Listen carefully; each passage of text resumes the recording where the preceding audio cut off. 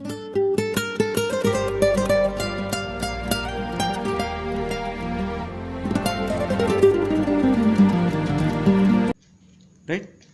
I am going to draw a table here.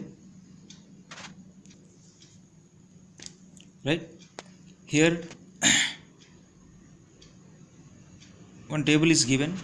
Here you see there are 3 columns in this table. First column shows the price of that commodity in rupees. Second column the demand in kgs. Third column supply in kgs. Price is from 1 to 5 and the quantity demanded is 50 to 10. As we already know that there is inverse relationship between price and demand. Based on that you can assume any numbers. Here at rupee 1 the quantity demanded is 50 kgs. At rupees 5 quantity demanded is 10 kgs. When price is low, demand is high. When price is high, demand is low. Then coming to supply. Here there is a positive relationship between price and supply.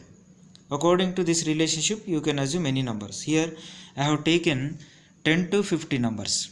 When price is rupee 1, supply is of 10 kgs. When price is rupees 5, supply is of 50 kgs. Here when price is low, supply is also low. When price is high, supply is also high because of the positive relationship. Right? Here at rupee 1, the demand is for 50 kgs and the supply is of 10 kgs. Demand is for 50 kgs and the supply is of 10 kgs. Here demand is more, supply is less. Therefore, this is not the equilibrium price. Right? Then here demand is high, supply is low. So in order to increase the supply to the level of demand, what we have to do? We have to increase the price. When price increases, supply also increases. Therefore, price increases to rupees 2. When price increases, demand comes down to 40 kgs and supply increases to 20 kgs. And again here there is no equilibrium between demand and supply. Demand is more, supply is less. And this further increases the price to rupees 3. When price increases, then the demand increases to 30 kgs, supply also increases to 30 kgs. Right? So that is why here it is said to be that at price rupees 3, demand is for 30 and supply is of 30. Therefore it is called equilibrium price. Demand is equal to supply. So rupees 3 is the equilibrium price. And coming to this one, at price rupees 5, demand is for 10 kgs and supply is of 50 kgs. Supply is more, demand is less. So in order to increase the demand to the level of supply, we have to reduce the price. Then price is reduced to rupees 4. When price comes down, demand increases. So demand increases to 20 kgs. When price comes down, supply decreases. So supply decreases to 40 kgs. Again there is no equilibrium between demand and supply. No? Supply is more, demand is less. So in order to increase the demand, price is reduced to rupees 3. Then demand increases to 30 kgs, supply decreases to 30 kgs. Then both are becoming equal, 30 and 30. Therefore rupees 3 is called or considered as equilibrium price.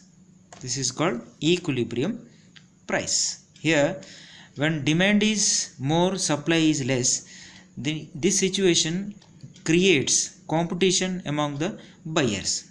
The competition among the buyers pushes the price up. So the price increases to rupees 3, then both becoming equal.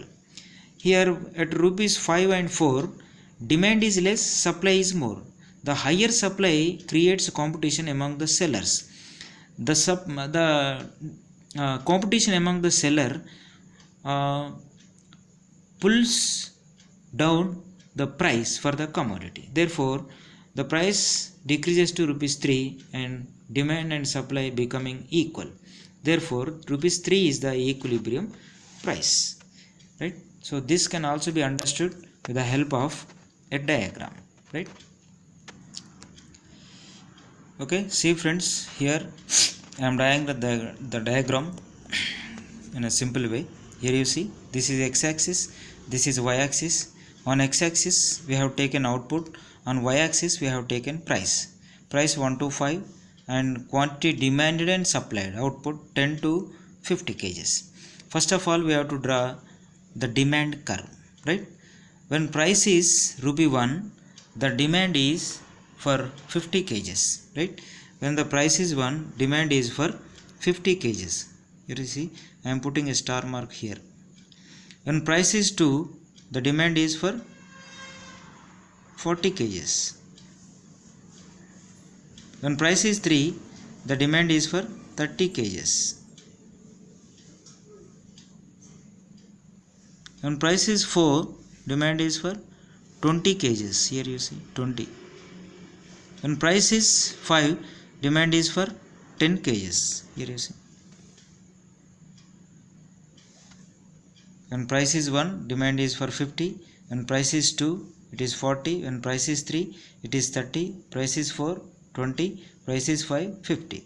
So when we join all these star marks, we get demand curve. It slopes downwards to the right because of the inverse relationship between price and demand. Then the supply curve. Here you see, there is a positive relationship between price and supply. At rupee 1, the price is at rupee 1 price, the quantity supplied is of 10 kgs. Price is 1, supply is of 10 kgs. At price rupees 2, it is 20 kgs. At price rupees 3, it is 30 kgs. Here is 3 and 30 on the same star mark. When price is 4, the supply is of 40 kgs. Price is 4, supply is of 40 kgs. Here is 40. When price is 5, supply is of 50. Here you see, price is 5, supply is of 50. So when we join these star marks, we get supply curve. We get supply curve S and S. It slopes upwards to the right because of the positive relationship between price and supply. Both the curves are intersecting each other at this point. Therefore, it is called or considered as equilibrium point. Here, equilibrium is attained at price rupees 3. OP is the equilibrium price. Then it is the output exchanged between buyers and sellers. OQ is the equilibrium output exchange between buyers and sellers, right? At price rupees 4 and 5, the demand is less and supply is more. Here you see, for example, at price rupees 5, the demand is for 10 kgs and the supply is of 50 kgs. So supply is more, demand is less. The same is happening at price rupees 4 also. Demand is less, supply is more. Therefore, here it is said to be that there is AB, excess supply, excess of supply. Because of this excess supply, it is created the competition amongst the sellers. Because of the competition among the sellers, the price is pushed down to rupees 3. When price comes down to rupees 3, then the demand increases, supply decreases, both become equal, then equilibrium is attained.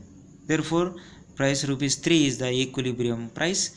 Quantity of output exchange between buyers and sellers is equilibrium output. Or otherwise, at price rupees 1 and 2, here you see, the supply is less and demand is more. For example, at 1 rupee, supply is of 10 kgs and the demand is for 50 kgs. At price rupees 2, the supply is of 20 kgs and the demand is for 40 kgs. Therefore, it is said to be that there is excess demand.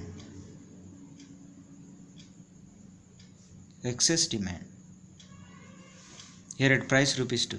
So the excess demand creates competition among the buyers. So because of the competition among the buyers, the price is pushed up to rupees 3, from 2 to 3. Then what happens? Because of the increase in the price, the supply increases, demand decreases, both become equal, equilibrium is attained. At this point, whatever the price is there, that is called equilibrium price. That is fixed as a price. So it is called equilibrium price and this is called equilibrium output, right? Here, this is how the price of a commodity is determined under perfect competition market.